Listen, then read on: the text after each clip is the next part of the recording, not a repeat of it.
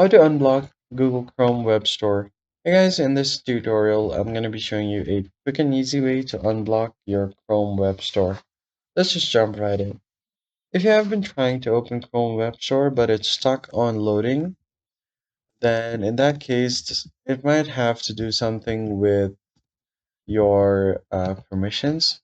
Here I've searched for chromewebstore.google.com and it has taken me directly over to Web Store.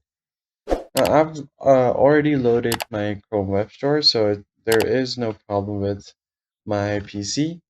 If you are stuck on the loading screen, in that case, what you need to do is go over to this little icon right here, click on it, and from there, you want to go over to Site Settings. On Permissions, all you have to do is just go ahead and click on Reset Permissions, click on Reset, and then go back to Chrome Web Store, reload the site and it should load up your entire site without any problem. So that's basically it, guys. That's how you can easily unblock your Chrome Web Store on your PC. If this tutorial was helpful, hit the like button below and subscribe to the channel. I'll see you guys in the next one.